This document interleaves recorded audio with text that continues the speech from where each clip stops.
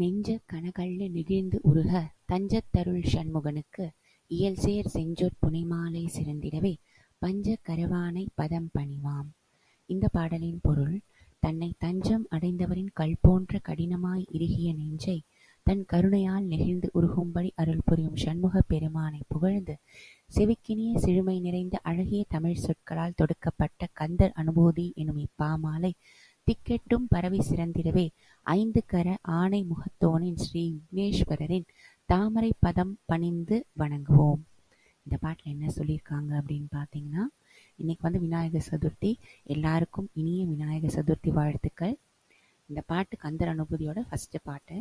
என்ன சொல்றாங்க அப்படின்னா, நம்ம நெஞ்சு எப்படின்னா அப்படியே கல்லு மாதிரி இறுகி போச்சான். ஏன் அப்படி கல்லு மாதிரி இறுகி போச்சுன்னா, கர்மவினை அவ்வளோ அடர்த்தியா இருக்கு, சரிங்களா? அதனால அந்த அந்த கல்லை உருக்கணும்னா அதுக்கு மனுஷங்களால முடியாது.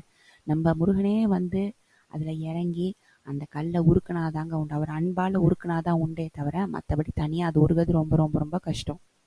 அந்த மாதிரி இருக்கக்கூடிய பாடல் இந்த கந்தர் அனுபூதி பாட்டு.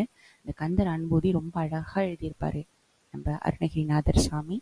அவர் இந்த பாட்டு நம்ம படிச்சு நம்ம எல்லாம் நல்லா இருக்கணும் அப்படின்னு சொல்லி இந்த பாட்டு ஃபர்ஸ்ட் நம்மளுடைய விநாயகர் சதுர்த்தி அன்னைக்கு 5 கரத்தோன பாதம் பணிந்து வணங்குவோம் அப்படின்னு கேட்குறாங்க அருணகிரிநாதர். மிக்க நன்றி.